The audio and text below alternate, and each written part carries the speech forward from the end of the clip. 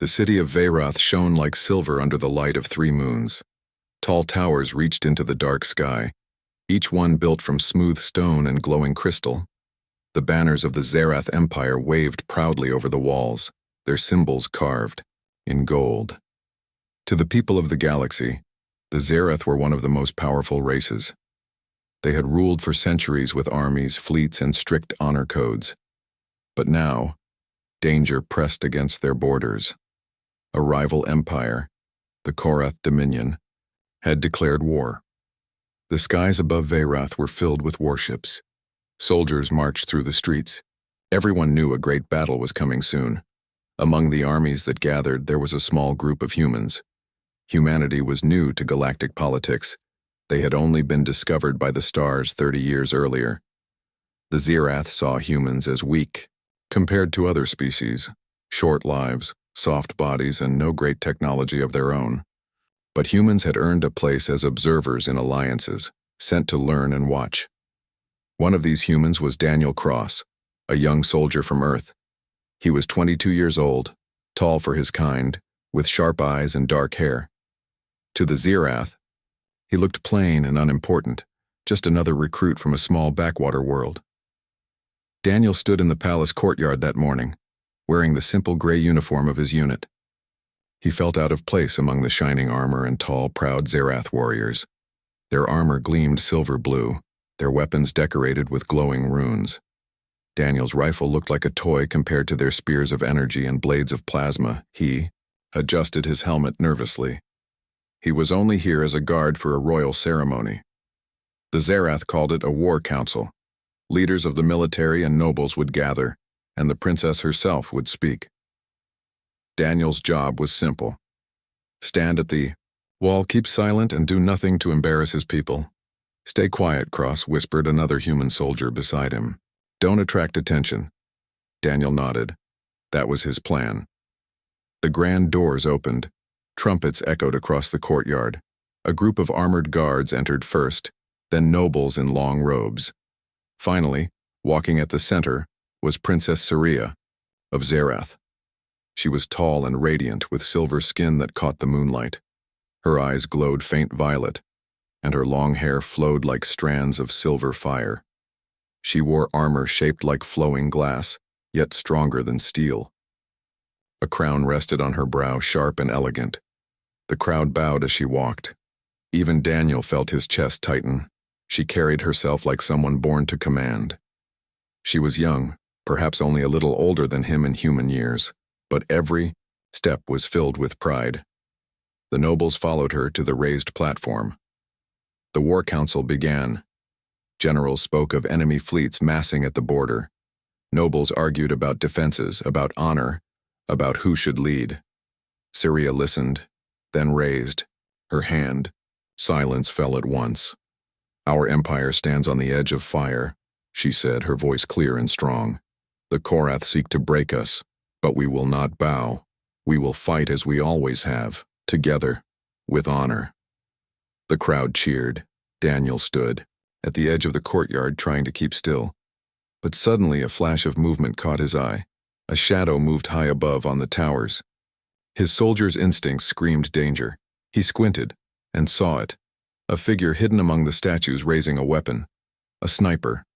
The weapon aimed directly at Princess Saria. Daniel didn't think. His body moved before his mind did. He shouted, "Down!" The princess turned her head in surprise. The nobles gasped. Daniel broke formation, sprinting across the courtyard. The sniper fired. A burning bolt of plasma streaked through the air. Daniel slammed into Saria, pushing her to the side.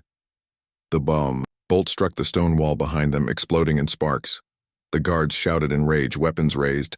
Daniel rolled to his feet, rifle in hand. Another shot came down. He fired back without hesitation. His bullets weren't powerful compared to Zerath weapons, but they were fast. One shot struck the sniper's shoulder, making the assassin stumble. Guards leapt into the air with jetpacks, chasing the attacker. The courtyard was chaos. Nobles screamed. Guards surrounded the princess. Daniel stood there, breathing hard, smoke rising from his rifle. Saria looked at him with wide, violet eyes. For a long moment, Neither spoke. Finally, the guards dragged the wounded assassin down.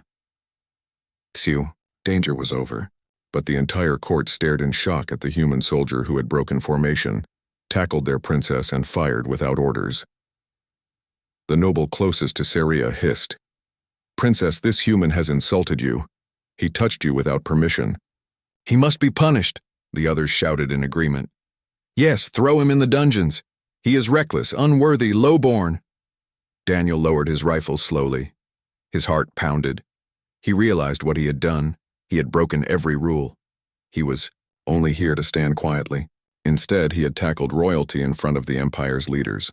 His career was over, maybe his life too. But then Saria rose. She stood tall, her silver hair glowing in the torchlight. Her eyes locked on Daniel. The nobles continued to shout, "He is nothing, princess, a primitive from a forgotten world." Saria raised her hand again. Silence fell. She stepped forward, her gaze still fixed on Daniel. The human soldier stood frozen, waiting for judgment. Then, with her voice ringing across the courtyard, she declared, "I declare that young human soldier as mine." The words echoed against the stone walls. Everyone gasped. The nobles froze, shocked. The generals blinked in disbelief. Even the human soldiers standing guard could not hide their surprise. Daniel stared at her, stunned. Mine? What did she mean? The nobles shouted again, but this time their voices were filled with anger and fear.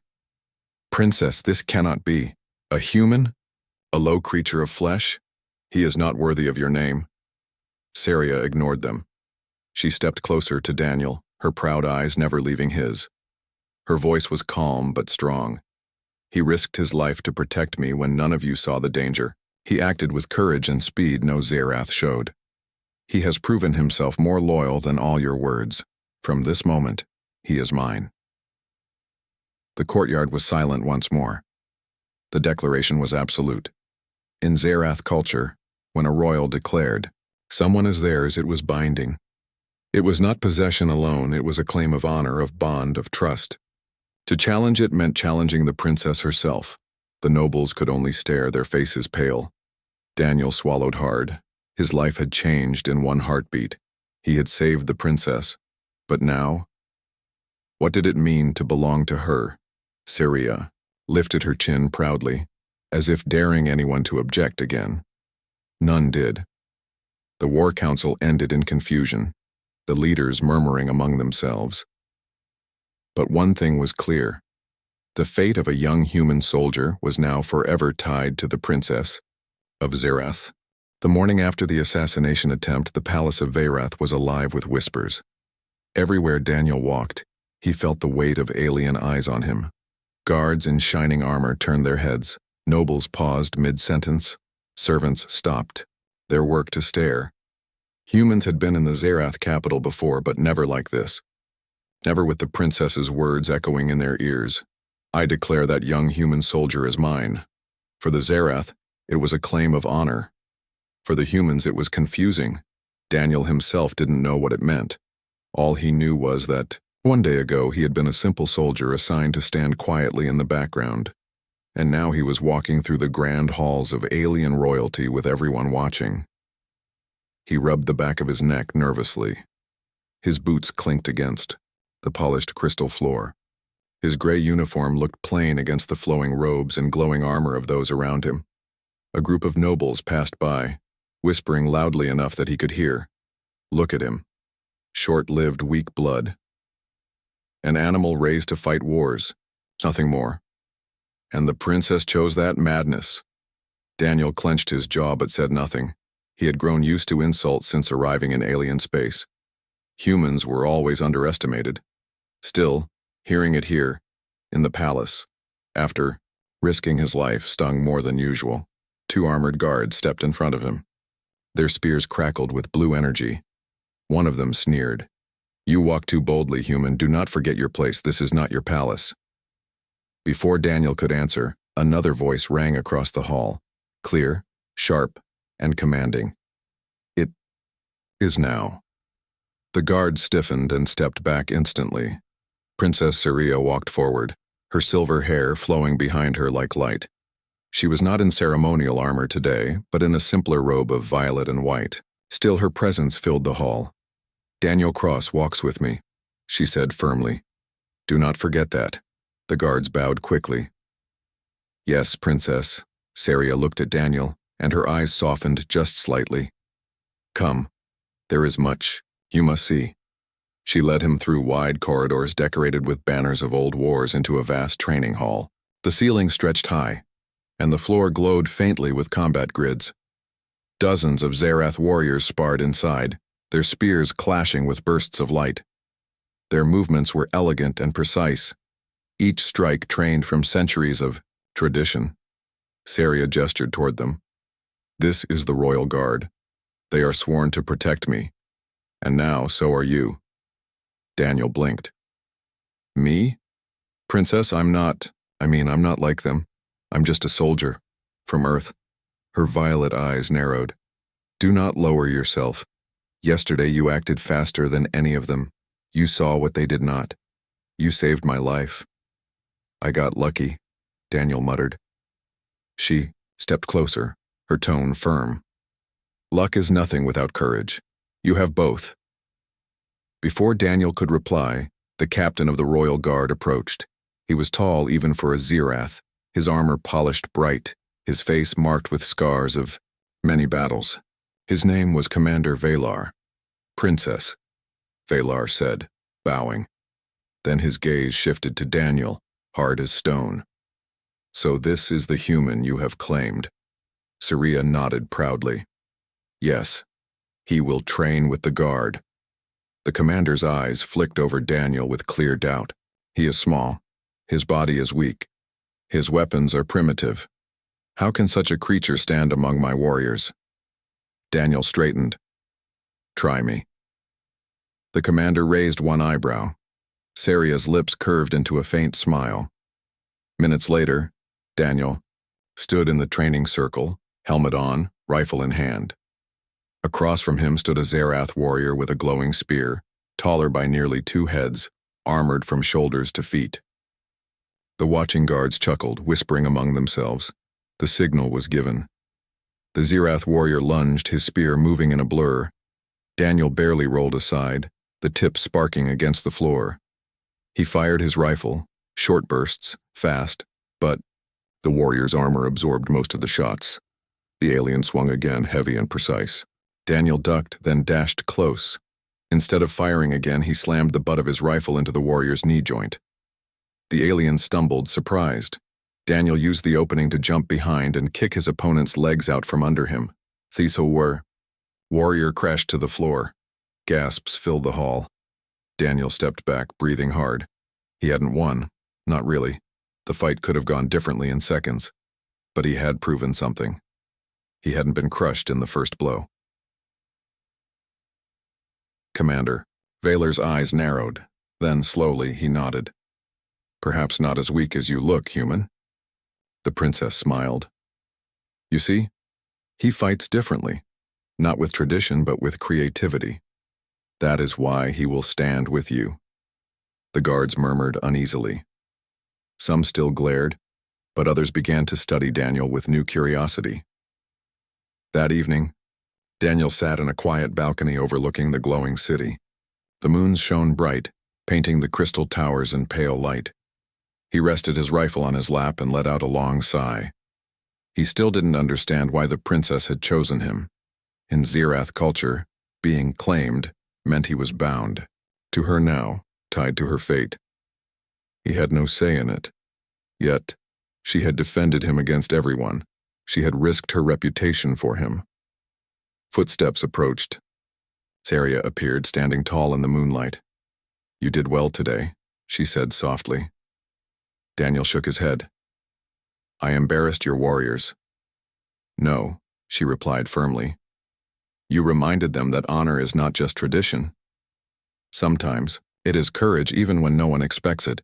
He looked at her. "Why me? You could have any warrior in your empire. Why claim a human soldier?" Her eyes glowed like violet fire. She stood straight, proud as always. "Because you acted when others did not. Because you are not afraid to be different. My people follow rules until they cannot see. You saw the assassin when all eyes were blind. That is why I chose you." Daniel didn't know what to say. A part of him still wanted to argue. Another part, deep inside, felt something else. A strange pride. Syria stepped closer, lowering her voice. "You are mine, Daniel Cross. Not as a servant, not as a toy. You are mine because I see what others cannot. Do you understand?"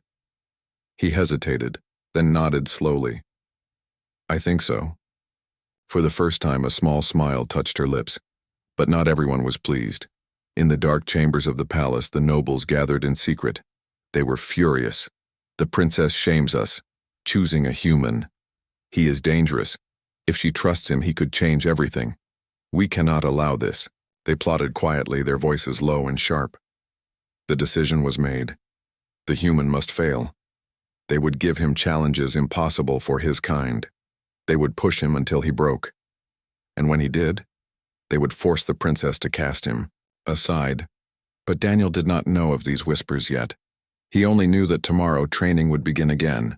Tomorrow he would have to prove himself once more, not just to the princess, but to an empire that believed he would never be enough. The palace training grounds had become Daniel's second home. Day after day he stood in the circle with Zerath warriors towering over him, their glowing spears flashing like bolts of lightning.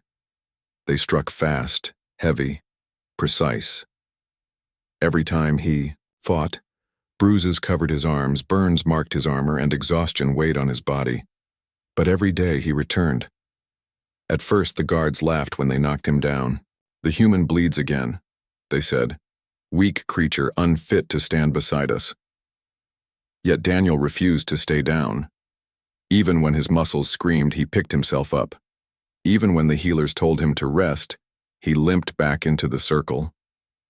He adapted, rolling under heavy swings, using feints instead of brute strength, setting small traps with his boots in the sand. Slowly, very slowly, the laughter faded. The nobles who had plotted against him grew impatient. They had expected the human to fail quickly, to crawl away in shame. Instead, he endured. So they demanded new tests, harder trials, impossible challenges. Commander Valar obeyed, though he gave Daniel a sharp warning. The nobles wished to see, "You broken. Be careful." Daniel only nodded. "Let them test me." The first trial was the Hall of Blades, a chamber filled with spinning machines and energy beams designed to test agility. Zerath warriors trained here for years before they could pass. Daniel was thrown in with no preparation. The nobles watched from above, waiting for him to be sliced apart. The machines spun, beams of blue light cutting across the hall. Daniel ducked, rolled, jumped. He had no elegance, no tradition. He scraped his knees, burned his arms, and more, then once nearly fell. But his human instincts carried him. He dove headfirst through small gaps, twisted his body in ways Zerath warriors never considered, and kept moving. When he reached the far end, panting and bruised, silence filled the hall. He had passed. Not cleanly, not perfectly, but he had survived. Princess Saria stood proudly in the balcony, her voice sharp as a blade. "You see now? He succeeds where you hoped he would fail." The nobles gritted their teeth. The second trial came days later. The trial of strength. It was unfair by design. Daniel was told to wrestle one of the largest Zerath warriors, a man twice his weight and clad in heavy armor. The nobles smiled cruelly as they gave the order. A human's bones would break, they thought. The match began. The Zerath warrior charged like a storm. Daniel was slammed to the ground again and again. His ribs ached. Blood filled his mouth. The crowd muttered, certain the human was finished. But Daniel remembered something from his training on Earth. You don't always fight strength with strength. Instead of resisting, he shifted. He used the warrior's weight against him, letting the charge throw both of them down. Daniel twisted his opponent's arm, locking the joints. With a grunt, the giant fell to his knees. The hall went silent. Daniel's chest heaved, his face Bruised, but he held the warrior pinned. Commander Valar's voice rang out. Enough! The Zerath warrior rose, stunned. He bowed his head slightly toward Daniel, a sign of respect. The nobles whispered nervously. This was not how it was supposed to end. But the third trial was the cruelest. The trial of endurance. Daniel was sent into the wild mountains beyond the city, alone. No weapons except his rifle with limited bullets. No supplies except a single pack of food and water. He was told to survive for 10 days while enemy creatures roamed the land. It was a death sentence. The mountains were harsh. Sharp winds cut through the rocks. Beasts with armored hides stalked the cliffs. Daniel fought for every breath. He built fires with scraps, trapped small animals for food, rationed every drop of water. His hands blistered, his body weakened, but still he endured. One night a storm struck. Lightning tore the sky, rain flooded the cliffs. Daniel slipped, falling down a slope. His leg twisted painfully. For hours he lay there, staring at the storm. A voice in his head whispered, "Give up. No one expects you to win." But another voice, deeper, louder, answered, "You've come too far to stop now." He dragged himself up, splinted his leg with broken branches, and kept moving. On the 10th day, battered, bleeding, but alive, Daniel limped, back into the city gates. The guards who saw him widened their eyes.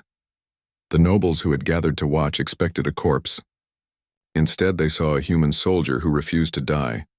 Syria descended the steps herself, her silver hair glowing in the sunlight. She looked at Daniel's broken state and then at the nobles. "Enough," she said coldly. "No more trials. He has proven more than any of you ever have. He has the heart of a warrior greater than blood or tradition." Daniel swayed on his feet. Syria caught his arm, steadying him. The nobles fell silent. For the first time, some of them lowered their eyes. But while the palace argued about honor and tradition, the war outside grew worse. The Korath Dominion had pushed deeper into Zerath space. Their fleets burned border worlds. Their armies slaughtered villages. Refugees poured into the capital, bringing tales of destruction. The War Council gathered again. Commanders argued over strategies. Some wanted to fortify the capital, others wanted to strike back. But none could agree. Daniel sat quietly at the edge of the chamber, allowed to watch but not to speak. His wounds still ached from the trials, but his mind was sharp. He listened as the generals argued. They spoke of honor, of formation, of ancient battle codes. But none of it sounded right. Finally, Syria looked at him across the chamber. Her eyes narrowed slightly, and then she spoke. "Daniel Cross, you have been silent. What would a human say?" The nobles gasped in outrage. "Princess, he is no strategist. He is not of noble blood." But Syria's gaze was firm. "He has seen what we have not. He thinks differently. Let him speak." Daniel hesitated, but then he rose slowly. He wasn't trained to give speeches, but he spoke from what he knew. "You're fighting the Korath the same way you fought every war before. Straight lines, heavy formations, waiting for them to come to you. That's why you're losing. They know your patterns." The chamber fell silent. Daniel continued. "Humans fight different. We adapt. We don't follow one rule. We use terrain, traps, deception. We strike where they don't expect. That's how you win." The generals muttered angrily. One shouted, "Nonsense, we do not fight with tricks, we fight with honor." Daniel met his eyes. "What honor is there in losing your empire?" The words cut deep. Even the nobles shifted uncomfortably. Syria rose to her feet, her voice sharp. "Enough. You heard him. He speaks the truth. The Korath will not be defeated with old ways. We must fight with new eyes." The council erupted in noise, but Daniel saw it. The spark of doubt, the beginning of change. That night, Syria met Daniel on the palace balcony again. The city below glowed with lanterns, but the horizon burned with the faint red of distant battles. "You changed something today," she said quietly. Daniel leaned against the railing, still aching from his wounds. "I don't know, they didn't like hearing it." Her eyes glowed in the moonlight. It doesn't matter, they heard. And soon they will see. He looked at her. Why do you keep defending me? You've risked everything for a human who doesn't belong here. Saria stood proudly, as always. Because you remind me of what my people have forgotten. Honor is not just tradition, it is courage to do what others fear. You show that courage. For a moment, silence stretched between them. Daniel saw the fire in her eyes and he realized something. This princess was not just proud. She was willing to defy her entire empire for what she believed, and now somehow he was part of that belief. Far above in the dark void of space, the Korath Dominion gathered their fleets. Their warships glowed red like burning stars, engines, rumbling with power. Their commander looked at the star charts. His lips curled into a cruel smile. The next strike will be the capital itself, he said. Let them watch their proud city burn. The storm was coming. And soon, Daniel's words would be tested in fire. The sky above Veyrath burned. The people of the capital had never seen such terror. Thousands filled the streets, staring upward as the night was broken by red fire. The Korath Dominion's fleet had arrived, massive warships shaped like blades, their hulls glowing with crimson light. Clouds split as their cannons charged, ready to unleash destruction on the heart of the Zerath Empire. Alarms screamed across the city. The royal guard rushed to the walls. War banners were raised, but even the strongest warriors felt fear. The enemy was too many, too powerful. Inside the palace, the war council erupted in chaos. Generals shouted orders, nobles panicked, messengers ran in every direction. They will bombard the city, one commander cried. We must fortify the shields, another argued. Evacuate the princess at once, a noble shouted. But Princess Syria stood calm at the center of the storm. Her violet eyes burned with determination. We will not flee, she declared. We will not watch our people die. We fight. The room fell into uneasy silence. Daniel stood at her side, his jaw clenched. His eyes went to the map of the enemy, fleet projected in the air. Hundreds of ships surrounded them. The capital's defenses could not hold. He knew it. The generals knew it. They're going to crush us, Daniel muttered. One of the generals snapped, Human, stay silent. You have no place here. But Saria raised her hand. Speak, Daniel. Daniel took a breath. If you wait for them to strike, you'll lose everything. They'll blast through your shields, burn the city, and kill anyone left alive. The only chance you have is to hit them first, hit them where it hurts, the noble scoffed. Madness, strike them, their fleet is endless. Daniel pointed at the glowing projection. Not endless, look. Their command ship, right here, take that out and the whole fleet will fall into confusion. The generals frowned. Impossible. No army can reach it. Their defenses are too strong. Not an army, Daniel said. His eyes hardened. A small team, fast, unpredictable, they won't expect it. The council erupted again in outrage. This is suicide. A human speaks nonsense. He seeks to lead the princess to death. But Syria's voice cut through the noise like steel. No. He seeks to lead us to victory. She turned to Daniel. You would go on this mission? Daniel met her gaze. Yes. With you if you'll... Come. For a moment, silence. Then Saria smiled faintly, proud and fierce. Then we go together. The nobles shouted in horror, but the princess's word was final. Hours later, under the shadow of the burning sky, a small strike team prepared in the palace hangar. A single stealth craft waited, its engines humming low. Inside, a squad of elite royal guards armed themselves with energy blades and rifles. At their head stood Princess Syria, armored in silver and violet, her crown gleaming. Beside her stood Daniel, his plain human armor scratched and worn, his rifle slung across. His back, Commander Valar approached, his face grim. Princess, I cannot allow this, it is too dangerous. Saria placed a hand on his shoulder. You swore to protect me. This is how you protect me, by letting me fight for my people. Valar bowed his head. Then I will guard your city. Until you return. His eyes shifted to Daniel. Human. If she does not return, I will hold you responsible. Daniel nodded once. She will return. The team boarded the craft. The hangar doors opened. Flames painted the horizon. The small ship slipped into the night. The enemy fleet filled the sky like a swarm of demons. Giant warships stretched across the stars, their weapons glowing red. Patrol craft swept the skies, searching for any sign of resistance. The stealth ship weaved through shadows, avoiding detection. Inside, tension gripped every heart. Syria stood tall, her hand resting on her blade. Daniel checked his rifle, his mind sharp. The Zerath guards glanced at him with doubt, but also with something new. Respect. Finally, the command ship loomed ahead. It was enormous, a fortress in space, its hull bristling with cannons.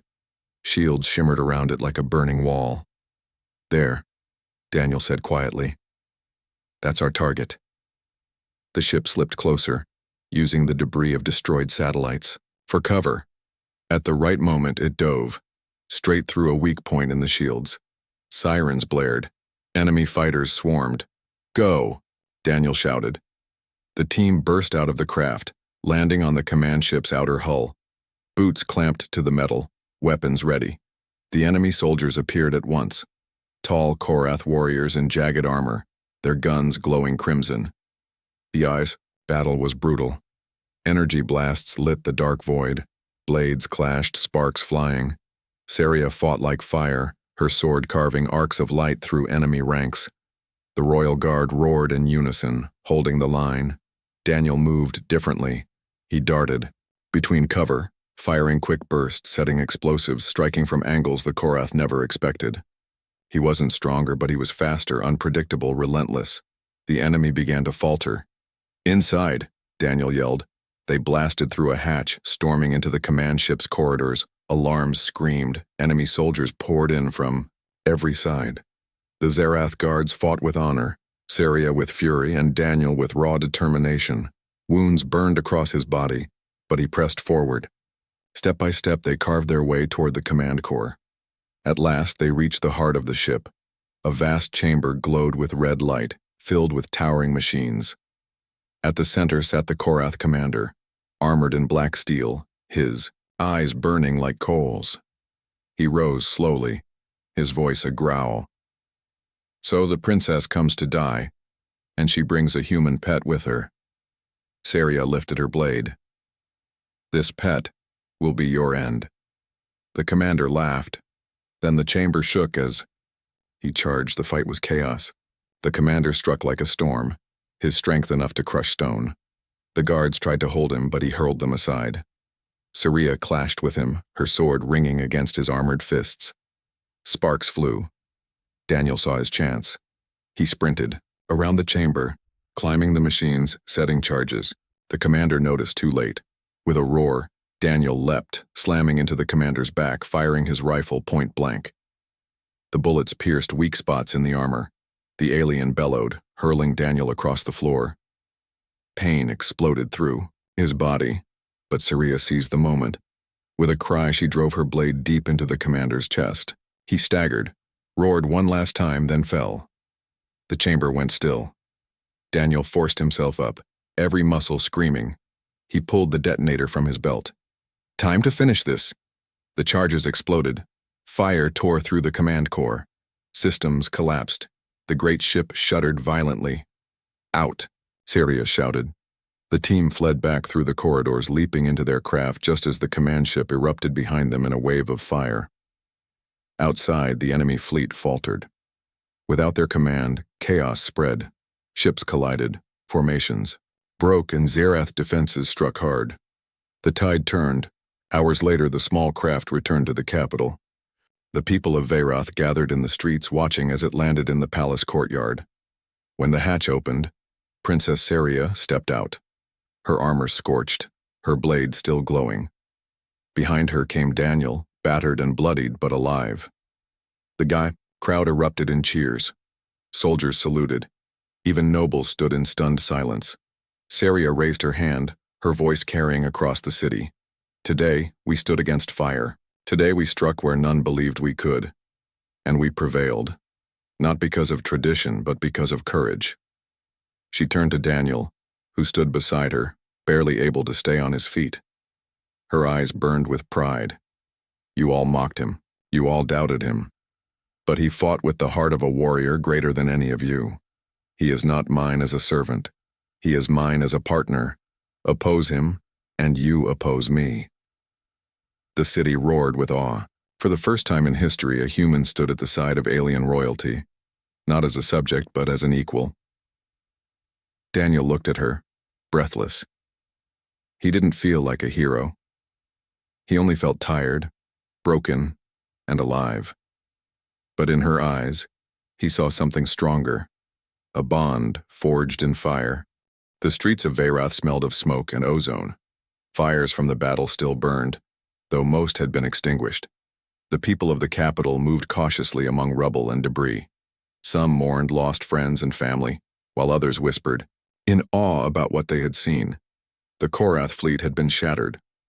Their ships, once red and terrifying, now floated as broken husks in the orbit above the city. Zerath defenses had held. But the victory was not the work of generals or noble warriors alone. It had been Daniel Cross, the human soldier, and Princess Mai, Zaria together. News of their mission spread faster than anyone could have expected.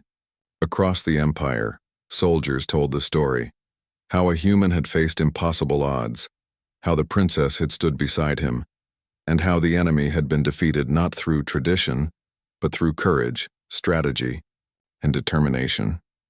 Even the nobles who had doubted Daniel could not ignore the truth. Some still grumbled, but most quietly nodded. A new respect had been earned. Inside the palace, the war council convened again. This time, the mood was different.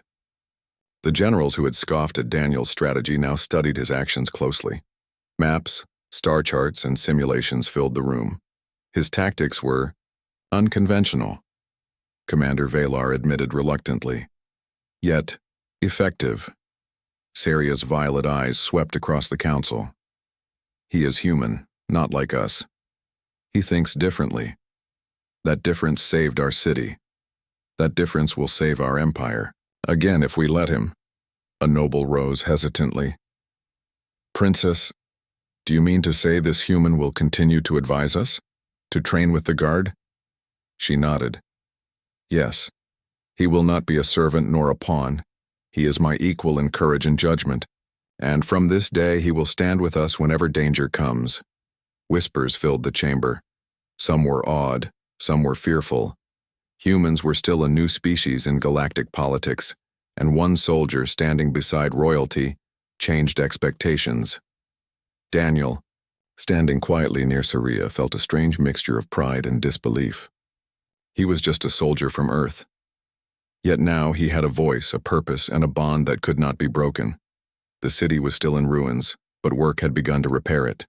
Citizens cleared rubble, rebuilt walls, and helped those injured in the attack. Daniel walked among them with Saria. People stared, some in fear, some in curiosity, some in admiration. A young Zerath child approached him, holding a small, broken toy. Did you fight the Korath? The child asked, wide-eyed. Daniel knelt, taking the toy gently.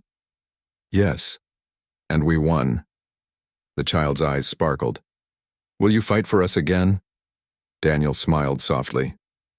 I'll fight whenever I am needed. Saria's hand rested on his shoulder. See? Even the smallest hearts know what you've done. He looked at her, bruised and battered, yet standing proud. He realized she was more than a princess. She was a leader who inspired loyalty, courage, and hope. And somehow she had chosen him. In the weeks that followed, Daniel's presence changed more than just the palace. Across the empire, soldiers spoke differently of humans. Stories spread. The human who saved the princess, the human who led the strike, the human who refused to die. The rumor of a human soldier standing beside royalty reached other empires. Some laughed. Some grew wary. A new reality settled across the stars. Humans could no longer be ignored. They were not just primitive newcomers. They could change the course of wars. They could change history. Meanwhile, the Zirath Empire began to adopt some of Daniel's unconventional tactics. Scouts reported using traps, surprise strikes, and adaptive strategies previously considered unworthy of honor. The younger soldiers admired Daniel's methods, learning that bravery and quick thinking could equal strength. One evening, Daniel and Saria stood on the palace balcony overlooking the city. Fires were mostly gone now, and lanterns glowed along the rebuilt streets. The moons hung low, casting silver light over the crystal towers. "Do you ever think about your world?" Saria asked quietly. Daniel shrugged. "Sometimes. Earth is far away. But I've learned more here than I ever imagined." She nodded. "You've taught me something too. Leadership is not about fear or tradition alone. It is about courage, about seeing what others cannot. You reminded my people what it means to fight with heart." Daniel looked down at his scarred hands. "I never thought I'd be part of all this. I'm just a soldier." "You are more than that," Saria said softly. "You've become a bridge between our worlds, a symbol that one human can change the galaxy." He felt a warmth he had never known before, a sense of belonging that went beyond orders or duty. Saria squeezed his hand gently. "And I am proud you are mine, not as a subject, not as a tool, but as my partner." Daniel's eyes met hers, and for a moment, words were unnecessary. The bond forged in fire and battle needed no explanation. The following weeks were filled with reconstruction, training, and diplomacy. Daniel trained new units, showing them strategies humans used on Earth. The princess held councils where his advice was heard and valued. Slowly, aliens from other empires began to respect humans not for their technology, but for their courage and adaptability. Meanwhile, political leaders whispered. The claim of a human soldier by a Zirath princess challenged centuries of tradition. Some plotted against them. Others quietly sent envoys hoping to learn more. Across the galaxy, humans began to be seen as more than simple observers. They were potential allies, powerful warriors, and symbols of unexpected strength. One day, a messenger arrived from the farthest borders of Zirath space. His eyes were wide with awe. "Princess," he said, bowing low. "The colonies report that humans are inspiring. Many soldiers now follow your example. They speak of courage, honor, and loyalty in new ways. They speak of the human soldier who stands with you." Saria turned to Daniel, a proud smile on her face. "Do you see? Even far away, your actions ripple through the galaxy." Daniel chuckled softly, brushing dirt from his uniform. "I'm just one human." "No," Saria said, placing a hand on his arm. "You are one human who refused to give up. One human who taught an empire what it means to fight with heart. That is more than enough."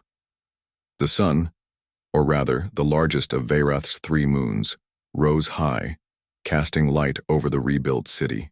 The wind carried hope and change. Months later, Daniel stood in the palace courtyard during a ceremony. Soldiers, nobles, and citizens filled the area. Princess Saria stepped forward, her robes flowing, her armor shining faintly. She raised her hand, calling for silence.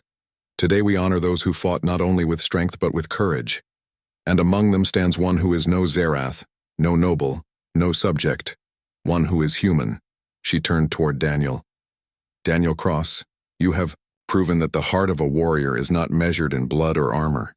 You have shown the galaxy what humans are capable of, and you have earned your place, not as a servant, not as a pawn, but as my equal." The crowd erupted in cheers. Daniel's face burned with embarrassment and pride, but he stood tall beside her. Saria's voice rang across the courtyard. "Let all empires hear this. Humanity is no longer a newcomer. One human soldier can change the fate of worlds. And together, we will show them what courage truly means." From the balcony above, Daniel saw the faces of young Zirath soldiers staring at him in awe. He saw other humans arriving across the galaxy, their eyes wide as they learned the story.